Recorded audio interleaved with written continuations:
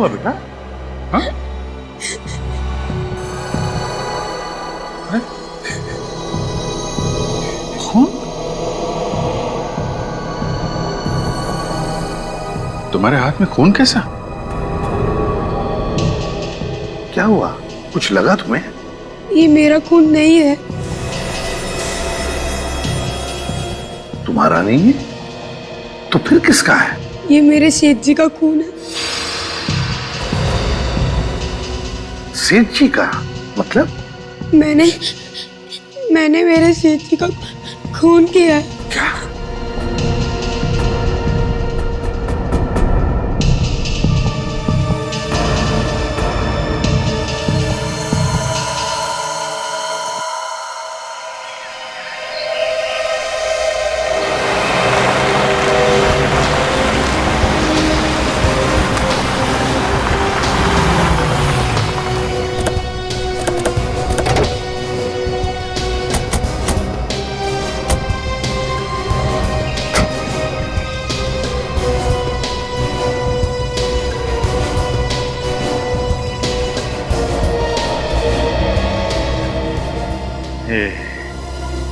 खूनी पापी, तूने आकाश जी का खून कर दिया, मालिक से धोखा किया।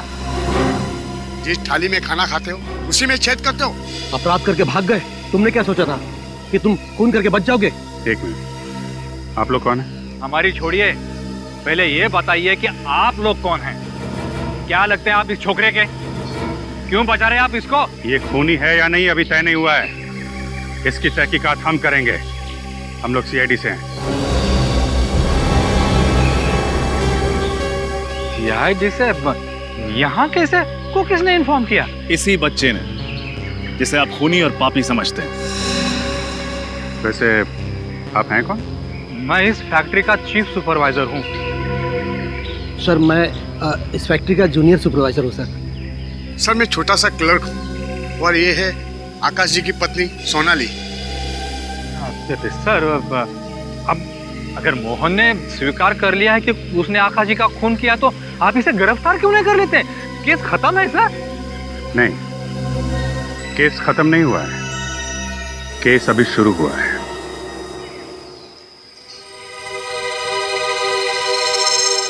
क्या बात है मोहन, कुछ ढूंढ रहे हो?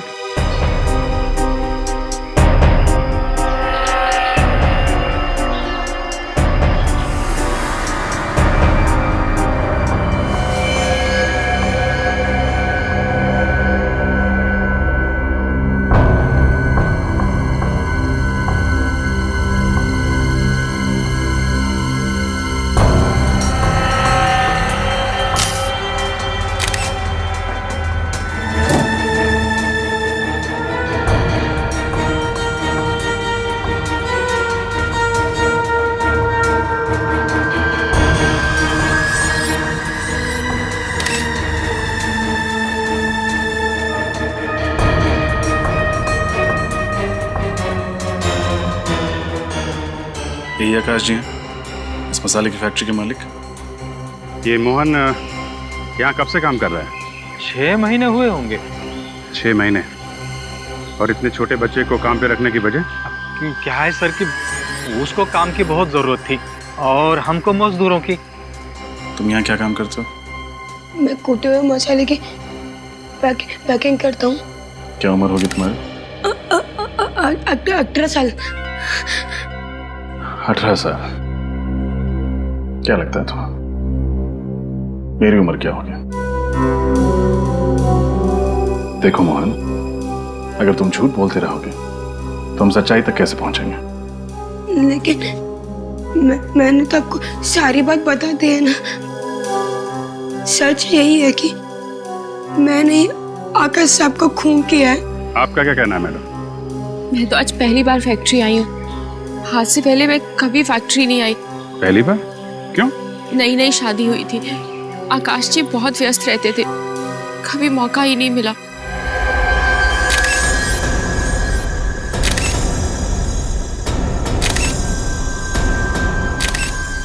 मौत तो इसके शरीर से बहुत ज्यादा खून बह जाने की वजह से ही हुई है। लेकिन सालू के साहब घाव तो एकदम छोटे हैं, तो फिर इन्होंने खून को रोकने की कोशिश कैसे नहीं की? नहीं फ्रेडी, इसने खून को रोकने की जरूर कोशिश की होगी। ये देखो, ये देखो, इसका हाथ खून से सना हुआ है। इसका मतलब इसने पहले इस हाथ से घाव को दबाया होगा खून रोकने के लिए। और खूनी का हथियार ये 4 इंच की कैंची। लगता तो यही है रजत। लेकिन सर, एक कैंची से इतना सारा खून? मुझे लगता है गलती से ये कैंची जाकर के इसके पैनक्रियास में लग गई, पाचन ग्रंथि में। वो भी इधर ही होता है। और अगर एक बार पाचन ग्रंथि में ब्लीडिंग शुरू हो जाए तो उसका रुकना नामुमकिन है। सो तो है सालों के साहब, लेकिन आकाश जी उठ सकते थे, बाहर जाके किसी से मदद मांग सकते थे, लैंडलाइन से फोन करके किसी को बुला सकते थे, लेकिन उन्होंने ऐसा कुछ भी नहीं किया। यही बात मेरी भी समझ में नहीं आ रही है रजत। इतना सारा खून बहने में कुछ तो वक्त लगा होगा।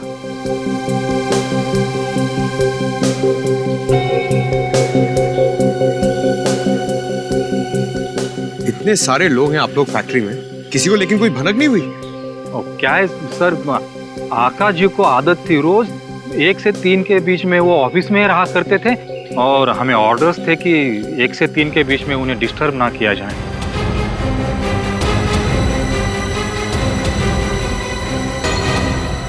तुम्हारा अभी यह कहना है कि आकाश जी का खून तुमने ही किया? किसी ने मोहन को यहाँ से भागते हुए देखा? मैंने देखा था सर, उसे फैक्ट्री के गेट की तरफ जाते हुए। मैंने सोचा कि आधा काम करके कहाँ जा रहा है। मैंने उसे पुकारा भी सर, आवाज दी, लेकिन उसने कोई जवाब नहीं दिया। वो भाग गया सर।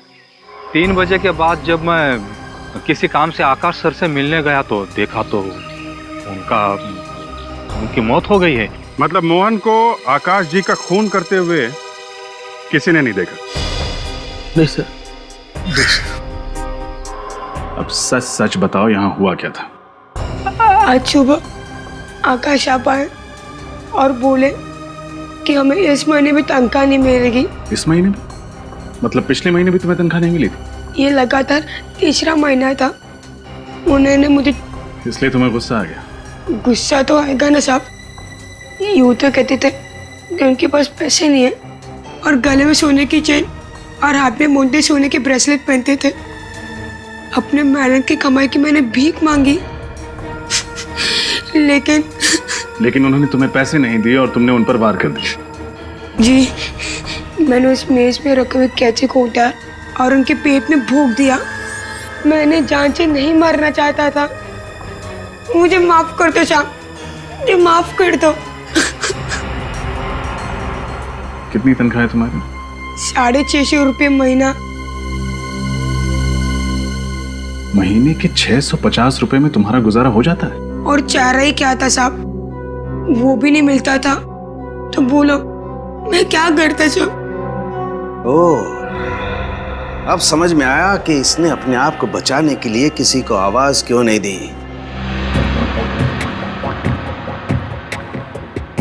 ये देखो, देख रहे हो? तो इनके सर पे भी वार किया गया था, जिसके कारण ये बेहोश हो गए। बिल्कुल। सालुंके साहब, एक बात समझ में नहीं आ रही है। अगर ये बेहोश थे तो फिर इनके हाथों पे खून कहां से आया? फ्रेडी, शायद ये हुआ होगा कि इसको कुछ पल के लिए होश आया होगा, लेकिन ज्यादा खून बह जाने की वजह से ये बेचारा इतना कमजोर हो गया था कि किसी को आवाज भी नहीं लगा पाया।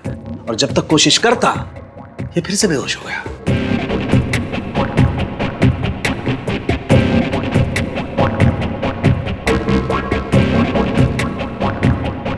मोहन, तुमने तो हमें बताया नहीं कि तुमने आकाश जी के सिर पे भी वार किया था।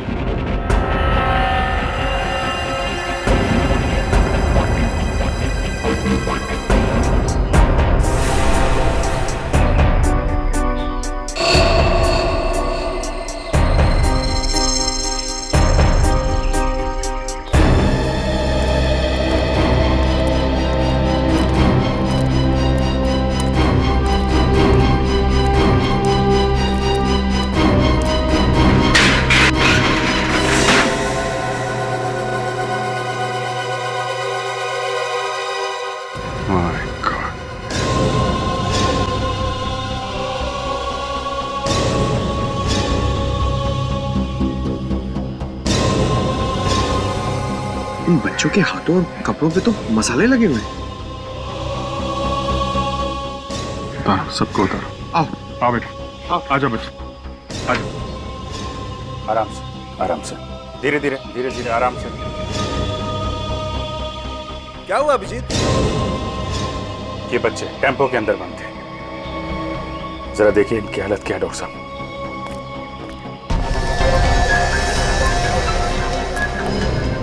ये बच्चे टेम्पो के अंदर क्या कर रहे थे? सर मैं क्या मैं लगा रखी है? बोलो फटाफट।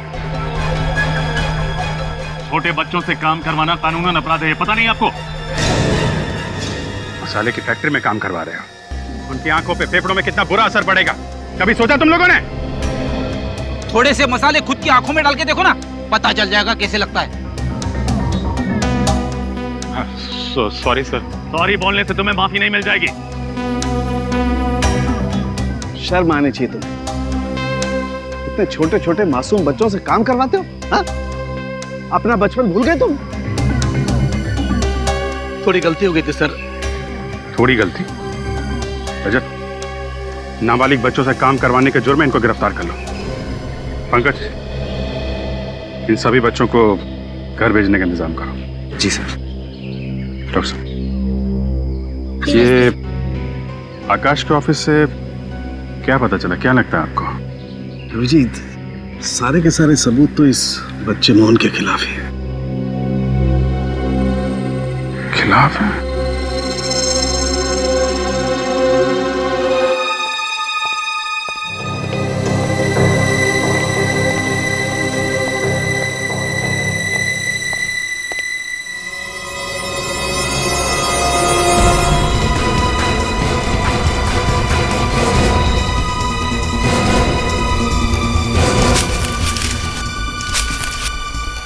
कौन हो तुम?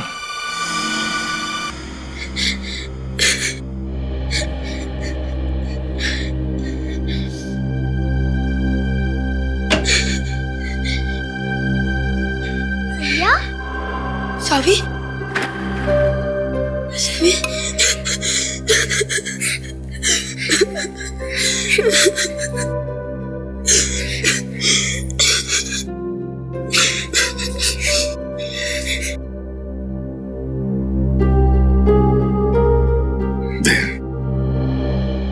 कौन है ये बच्ची?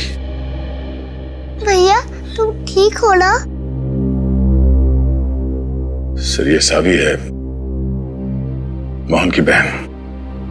इनके माँ बाप पहले ही गुजर गए सर। ये मोहन ही अपनी बहन सावी की देखभाल करता था। हम मोहन तो हमारे साथ है, हमारे पास, तो फिर इस बच्चे की देखभाल कौन कर रहा है? मैं अपना ख्याल खुद ही रख सकती हूँ, मोहन भैया अपना ख्याल नहीं रख सकता। तुम्हें मना किया था ना मैंने कि घर के बाहर मत निकलना, फिर क्यों? मैं आपके लिए खाना लेके आई हूँ भैया। बस एक ही रोटी? मैंने सब खा लिया है, इसके लिए आपके लिए सिर्फ एक ही रोटी बच गई है, इसके लिए मैंने आपके लिए ला ली।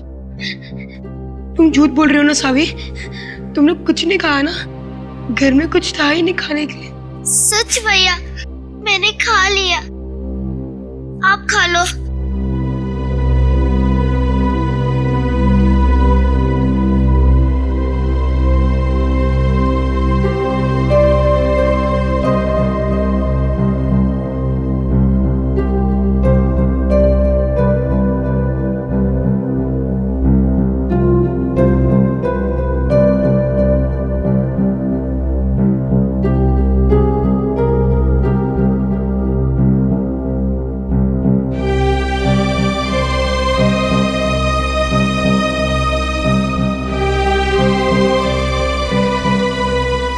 बच्ची ने कुछ नहीं खाया सर।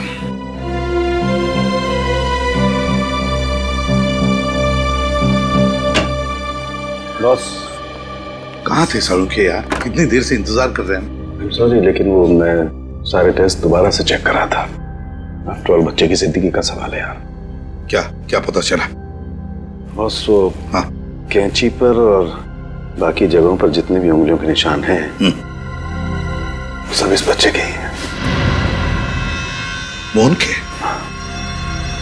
सर, क्या करें? क्या कर रहे हो?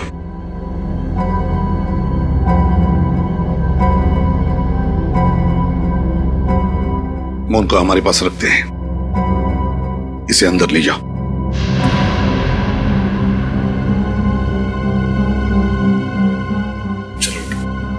नहीं नहीं अंकल, मेरे भाई के सिवा कोई नहीं है। प्लीज अंकल, प्लीज अंकल, नहीं अंकल। सावी बेटा प्लीज। नहीं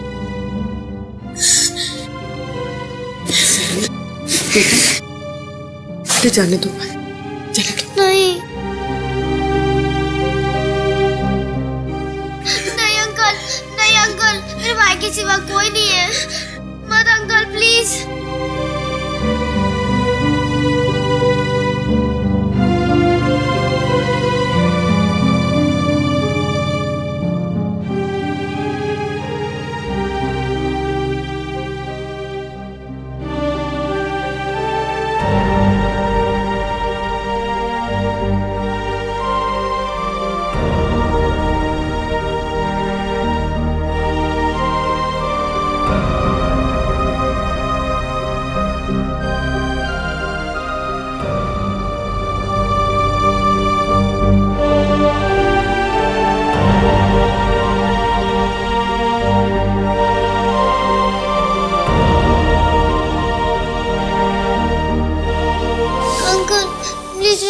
बचाना प्लीज, इनके सिवा कोई नहीं है।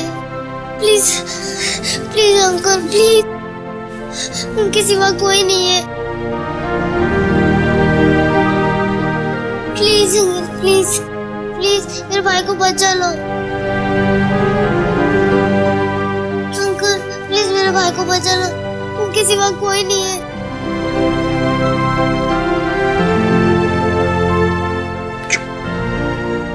बिल्कुल रोना मत, कुछ नहीं होगा तुम्हारे भाई को, हम कुछ नहीं होने देंगे। तुम्हारा भाई हमारे पास रहेगा और तुम श्रेया आंटी के पास रहोगी, ठीक है? Good girl.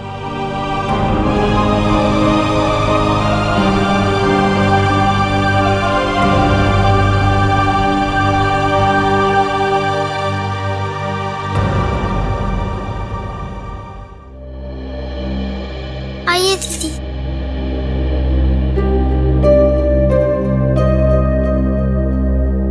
गरीबी और मजबूरी के बारे में सुना तो था, आज मोहन और सावी की परिस्थिति को देखकर महसूस हो रहा है कि गरीबी और कुपोषण कितना बड़ा अभिशाप है। श्रेया दीदी, मोहन भैया वो भी आ जाएंगे ना?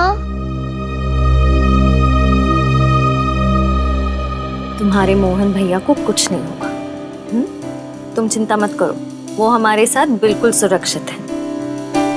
चलो अब स्माइल करो। श्रेया दीदी, आप पहली बार हम लोग के घर पे आए हैं, चाय लोगे?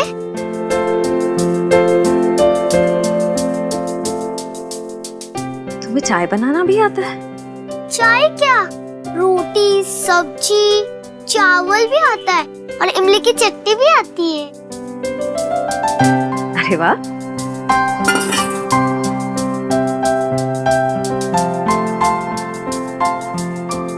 जिस तरह से ये पानी पी रही है, लगता नहीं इसने कल से कुछ खाया होगा। ये तो पानी पीकर ही अपना पेट भरने की कोशिश कर रही है।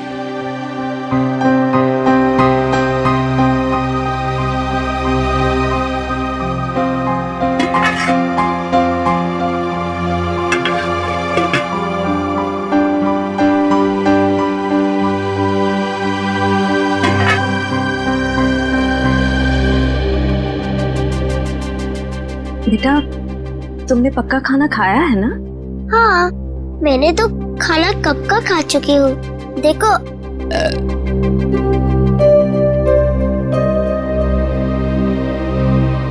ठीक है, अपना सामान ले लो, फिर चलते हैं।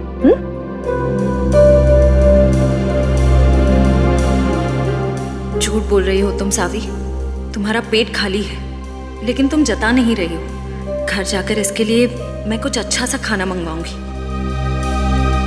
दीदी चलो। चल। अरे अच्छा, वो आप लोग यहीं मिल गए, बहुत भूख लगी थी।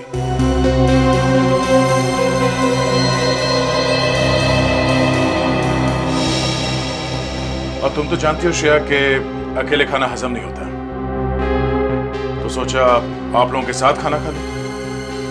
चलो साथ में बैठते हैं। मेरा पेट भरा हुआ है अंकल। आप खाना खा लो। सर मुझे तो इतनी भूख लग रही है कि मैं तो पूरी ट्रक खा सकती हूँ। ट्रक तो नहीं है, एक गाड़ी है, मगर प्लीज खा मत जाना, वरना मुझे पैदल घर जाना पड़ेगा। वैसे मुझे बहुत भूख लगी है, पेट में चूहे दौड़ रहे हैं। चलो खाना खाते हैं। हाँ साहब चलिए।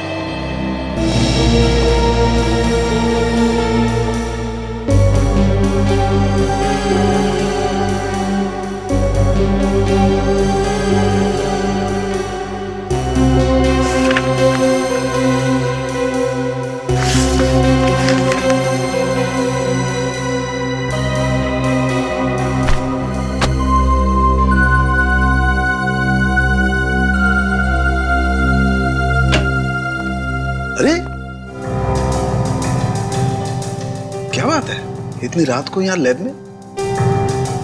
सांख्य समझ में नहीं आ रहा मैं क्या करूं।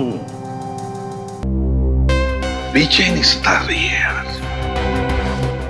कभी सोचा नहीं था जिंदगी में कोई ऐसा केस आ जाए जो इतनी बुरी तरह से झंझोड़ दे मुझे यार। हाँ बॉस, परेशान तो मैं भी बहुत हूं इस बात से।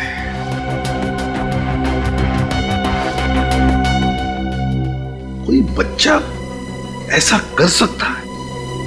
मुझे भी यकीन नहीं होता है, इसीलिए देखो लगा हुआ हूं, हर रिपोर्ट को बार बार चेक कर रहा हूं, हर बार चेक कर रहा हूं कि कहीं कोई छोटी सी गलती नजर आ जाए जो मुझसे हुई है, जिसकी वजह से हम उस बच्चे को बचा सके।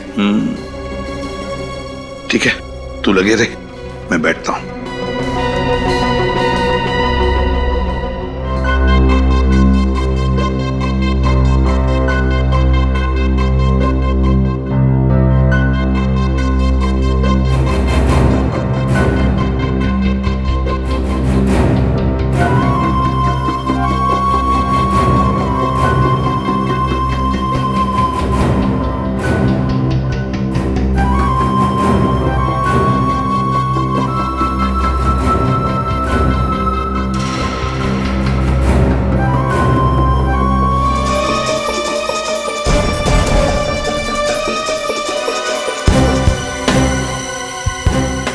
बॉस, ये देखो।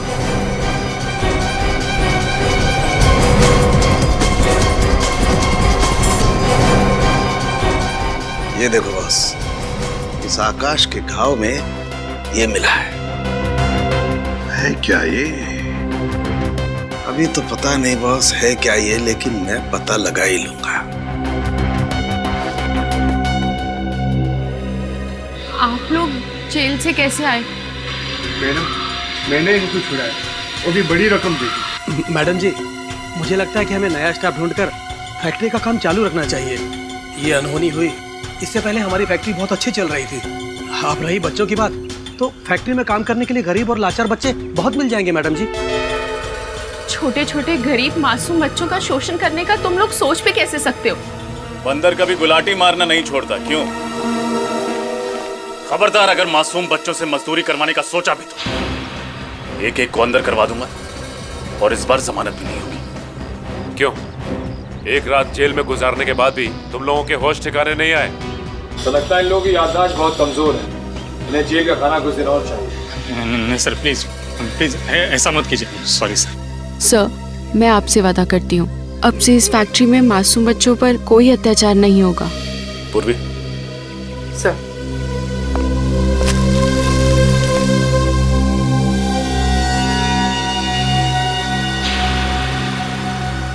सर ये क्या है? सुपारी। सुपारी?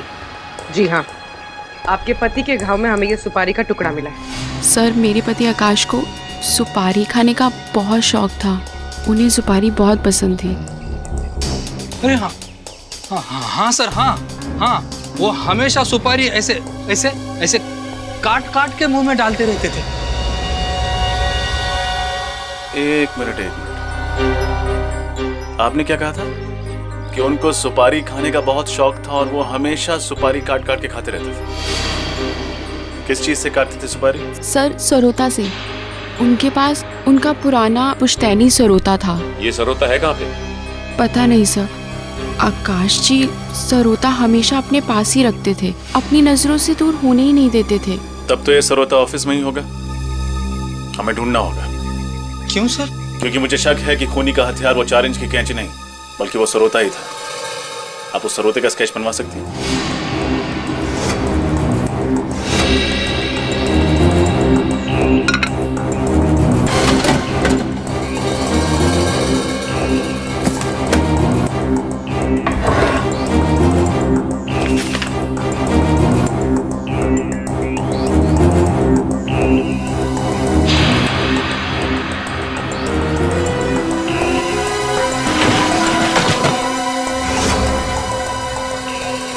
सर, एक बात तो मैं दावे के साथ कह सकता हूँ कि सरोता ऑफिस में तो नहीं है।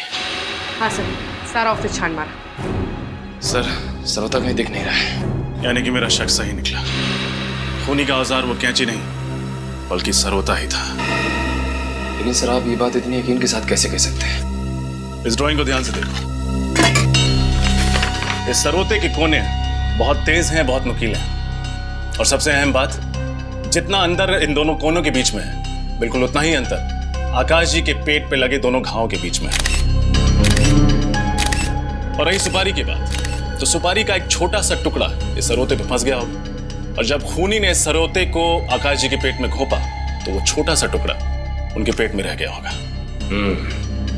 जो सरोता आकाश जी अपनी आंखों से ओझल नहीं होने देते थे, वो सरोता यहाँ से गायब है। इसका मतलब या तो खूनी ने वो सरोता कहीं फेंक दिया या फिर अपने साथ ले गया। सर इसका मतलब खून कैची से नहीं हुआ है। मोहन ने मिस्टर आकाश का खून नहीं किया, वो झूठ बोल रहा है। हाँ पूर्वी, खूनी कोई और ही है। सर एक बात समझ में नहीं आ रही है, अगर खून मोहन ने नहीं किया है तो फिर मोहन खून का इल्जाम अपने ऊपर क्यों ले रहा है? यही तो पता लगाना है कि मोहन झूठ क्यों बोल रहा है। एक 14 साल का बच्चा अपने सिर पर एक खून का इल्जाम क्यों लेगा, और वो भी तब जब उसने ये खून किया ही नहीं। मोहन बेटा, तुम अभी बच्चे हो, खून का इल्जाम अपने सर पे लेके क्यों अपना भविष्य, अपने जीवन को जेल की काल कोठरी में बर्बाद करना चाहते हो? हा?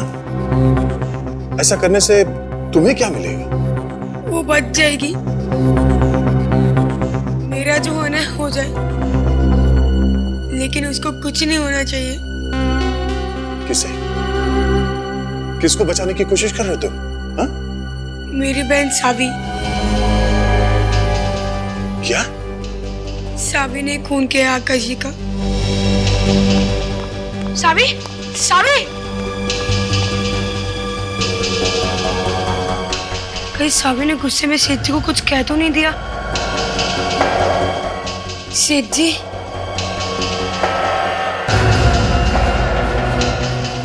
सेठ जी, सेठ जी,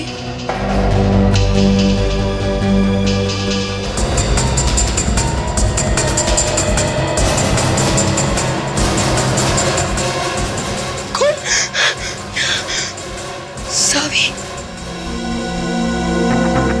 सावी? मैंने नहीं मारा था सेठ जी को, मैं सिर्फ अपना पैसा मांगने गई थी। सेठ जी, पीछे 3 दिन से आप मेरा पैसा ही नहीं दे रहा। आप बोल रहे अगले महीने, या क्या चल क्या रहा है? सेठ जी, हमारे पास खाने के लिए पैसा नहीं है, ऐसा नहीं चलेगा। मुझे मेरा पैसा आज ही चाहिए, बस। यानी सावी के ऑफिस से निकलने के बाद मिस्टर आकाश की मौत हुई।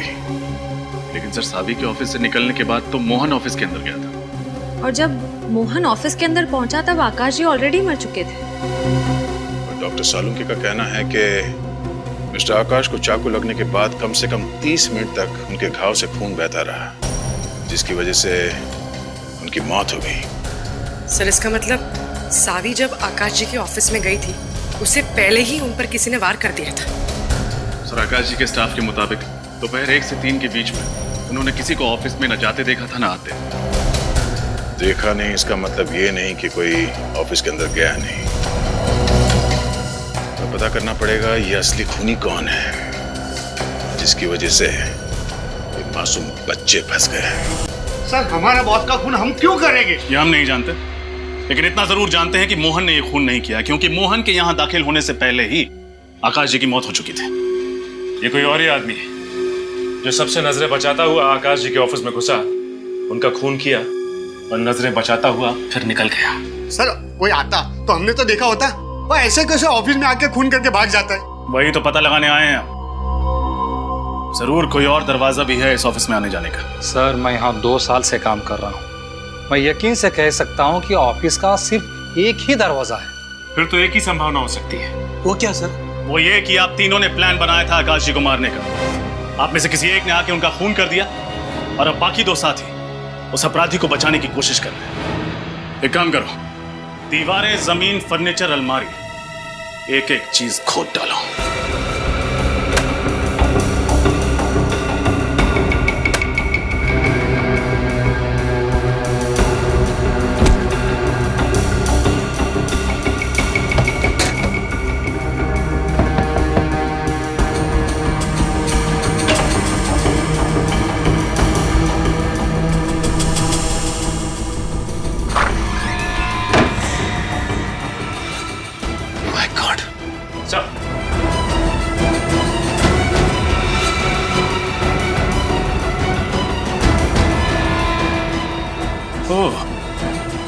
तो ये है वो खुफिया दरवाजा।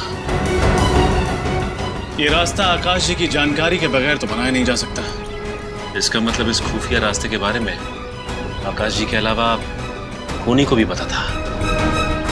अच्छा, आप में से किसी को इस खुफिया रास्ते के बारे में पता था? नहीं सर, हमें भी अभी पता चला। मैं जब नौकरी पे लगा तब ये अलमारी मैंने खुद यहाँ पर लगवाई थी, यहाँ पर कोई दरवाजा नहीं था। खूनी यहां से अंदर आया, उसने आकाश जी का खून किया और फिर चुपचाप इसी रास्ते से वापस भाग गया। अगर खूनी यहीं से अंदर आया है और यहीं से बाहर गया है तो उसकी उंगलियों के निशान इस दरवाजे पे और बाहर के दरवाजे पे होने चाहिए। हाँ सचिन, एक काम करो, तुम फिंगरप्रिंट्स उठाओ, हम देखते हैं ये रास्ता हमें कहां तक ले जाता है।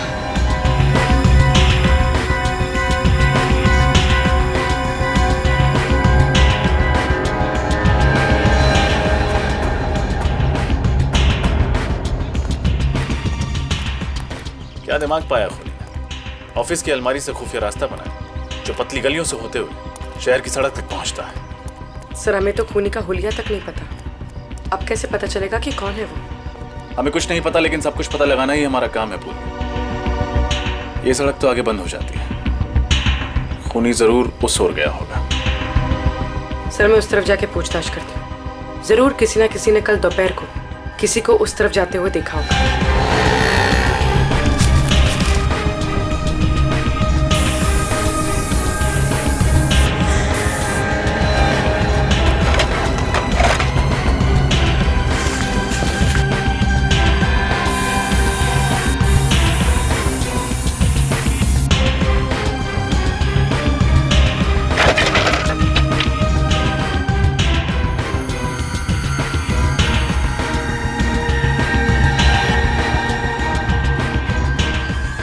वही सरोता लगता है। सर, खूनी ने बड़ी चालाकी से दोनों दरवाजों पे से सारे उंगलियों के निशान मिटा दिए। इसका मतलब खूनी किसी जल्दी में नहीं था। उसे इस बात का डर नहीं था कि कोई ऑफिस में आएगा और उसे खून करते हुए देख लेगा। उसने पूरा टाइम लेकर बड़ी आराम से हर जगह से अपने उंगलियों के निशान मिटा दिए। सर, शायद खूनी जानता था कि मिस्टर आकाश दोपहर 1 बजे से लेकर 3 बजे तक किसी से नहीं मिलते थे। अच्छा, आपको सुराग मिला कुछ बाहर से? सुराग ही नहीं, सबूत मिल गया सचिन। वो हथियार जिससे आकाश जी का खून किया गया था। लेकिन खूनी ने बड़ी चालाकी से इस पर से भी अपनी उंगलियों के निशान मिटा दिए। सर, खूनी बहुत शातिर है, पीछे कोई भी सुराग नहीं छोड़ा। इसका मतलब खूनी ने यह खून गुस्से में नहीं किया है, बल्कि बहुत सोच समझ के समझदारी से आकाश जी का मर्डर प्लान किया उसने। बड़ी अजीब बात है, इस खुफिया दरवाजे के बारे में किसी को भी कुछ भी नहीं पता। हाँ सर, सारा का सारा स्टाफ अनजान है। तब तो हो ना हो ये खुफिया दरवाजा हाल फिलहाल ही बनवाया गया है। सब पर वो ऐसा क्यों करेंगे?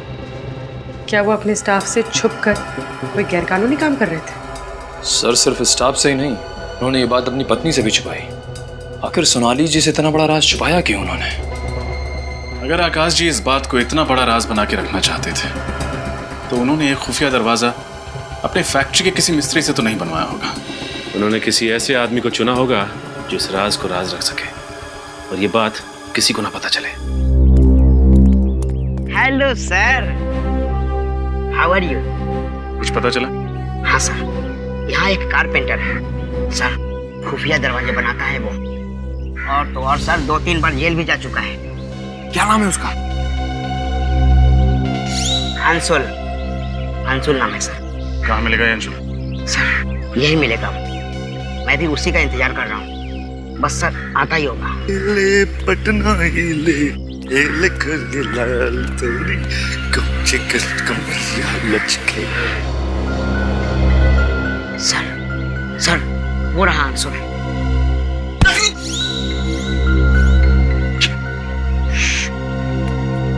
अंशुल,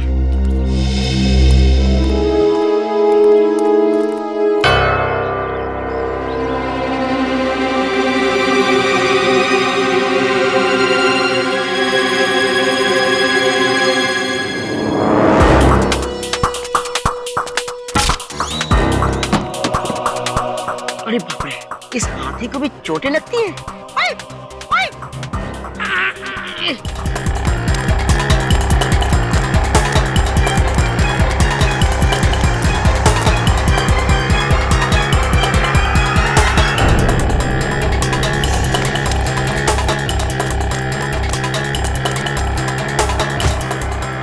संभाल ही रहा हूं मैं, सीआईडी को भी और तुम्हें भी।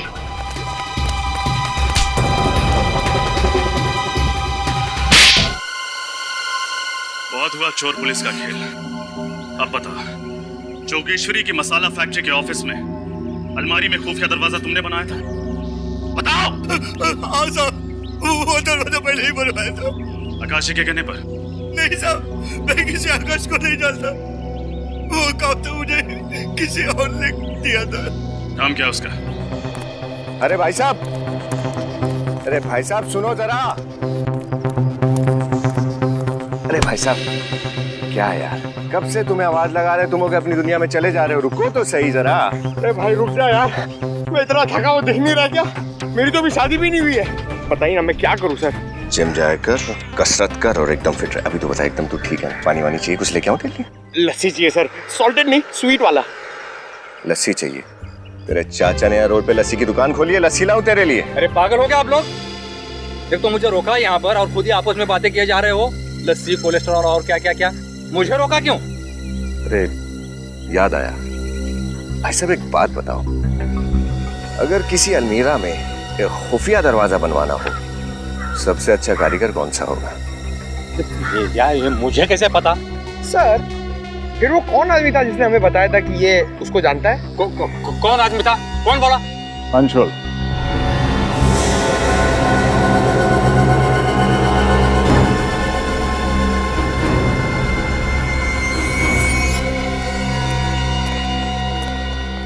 अंशुला मैं सब कुछ सच सच बता चुका। अब तुम भी सच बताओगे या कहानियां सुनाओगे? कौन है ये आदमी? मैं इसे नहीं जानता।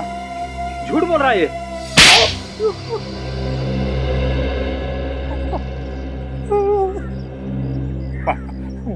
माफ कीजिए सर, मैंने झूठ बोला, मैं डर गया था।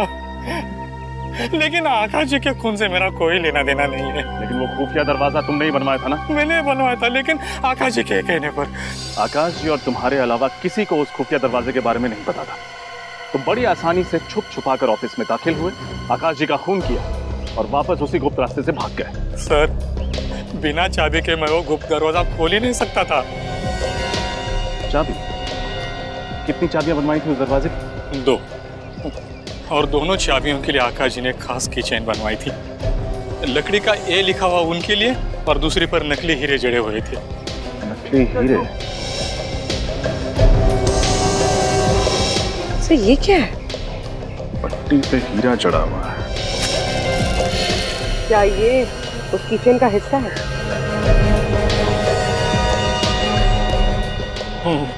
हो सकता है सर। इसका मतलब जिस शख्स के पास वो दूसरी चाबी है वही खून है। और उसी ने आकाश जी का खून किया और भागते समय उसकी कीचेन टूट गई। ये दूसरी चाबी किसको दी थी आकाश जी ने? मालूम नहीं सर। हीरो वाली दूसरी कीचेन का डिजाइन क्या था? क्या वो भी कोई अक्षर था? जी वो भी ये शेप का ही था।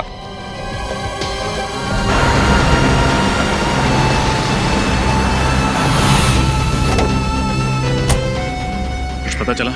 हाँ सर आकाश के फोन बुक में जितने भी कॉन्टैक्ट्स ए से शुरू होते हैं सबसे पूछता है। सर किसी को भी उस खुफिया दरवाजे के बारे में नहीं पता। एक और अजीब बात पता चली है सर, आकाश जी की फोन बुक में एक नंबर ए के नाम से सेव किया गया था। उस नंबर पर कई बार फोन किया लेकिन किसने उठाया नहीं। सिर्फ ए? पता लगाया ये नंबर किसके नाम पर है? हाँ सर, मोबाइल कंपनी के हिसाब से नंबर आकाश जी के नाम पर रजिस्टर्ड है और एड्रेस ये है सर।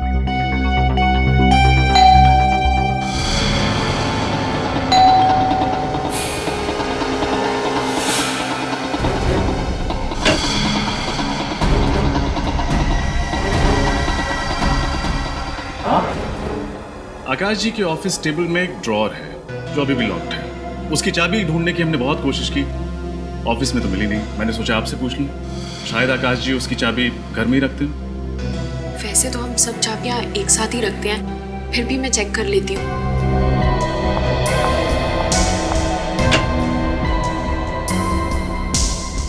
ये लीजिए।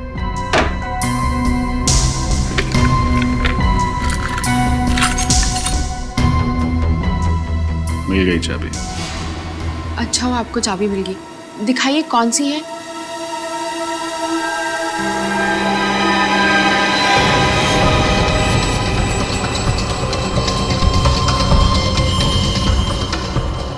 ये सब क्या है? अभी पता चल जाएगा। पूर्वी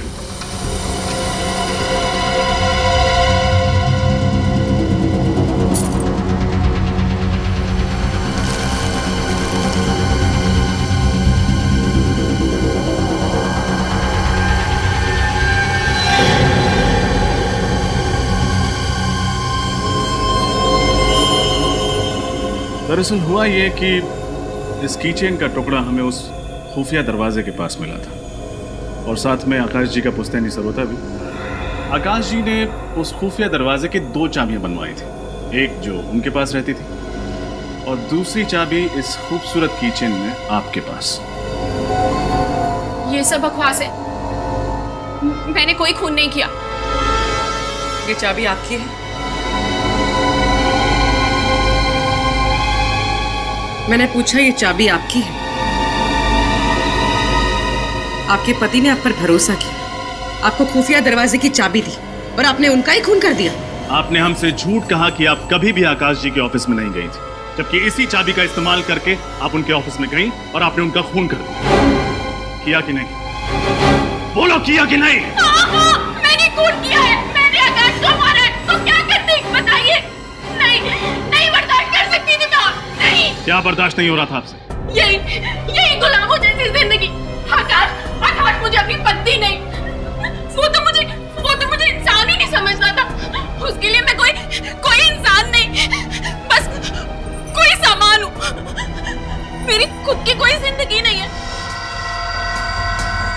मैंने जो समझाया था सब अच्छी तरह से याद है ना? मैं आपके सभी आदेश का पालन करती हूँ। मैं यहाँ से घर जाऊंगी, घर जाके भगवान जी के सामने दिया बाती करूंगी। आपके घर लौटने का इंतजार करूंगी। फिल्में नहीं देखूंगी, टीवी भी नहीं देखूंगी। 8 बजे आपको खाना परोसूंगी और बाद में मैं खाऊंगी, और 9 बजे तक सब काम करके सो जाऊंगी। आपको पता है वो दरवाजा मेरे लिए बनाया गया था, मेरे लिए। दासी बनकर उसको खाना खिलाती और बस वापस घर नहीं, जेल, इसी जेल में आ जाती। थोड़ा सर दबा दो, जल्दी। सोनाली,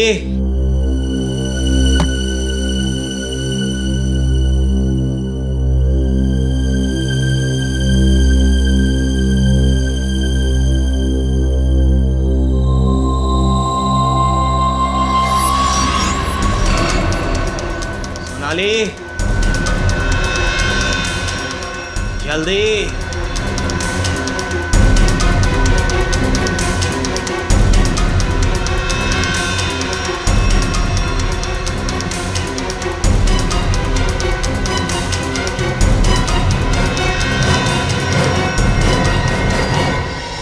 लेकिन मोहन का तो कहना था कि आकाश जी के पेट में उसे कैंची घोपी हुई मिली थी। मैंने ही आकाश के पेट से सरोता निकाल के कैंची घोपती थी। वो क्यों?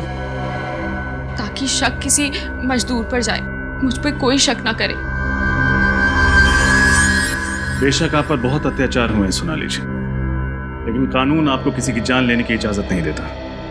अपने किए की सजा तो आपको भुगतनी ही पड़ेगी। पूर्वी सर, चलिए। मैं कभी नहीं चाहती थी उन मासूम बच्चों पर आकाश के खून का इल्जाम आए। अब उनका क्या होगा? उनकी चिंता आप मत कीजिए, वो अब हमारी जिम्मेदारी है। सीआईडी उनका भविष्य बिगड़ने नहीं देगी।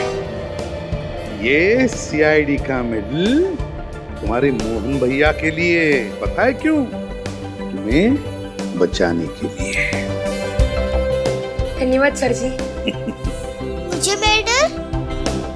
मैंने भी तो भैया का रक्षा किया था। अरे बाप रे, सावी के लिए मेडल कहाँ है? ये लो, श्रेया आंटी के पास है तुम्हारा मेडल। हैं? तुम्हारे लिए भी सीआईडी का प्यार भरा मेडल। Thank you uncle.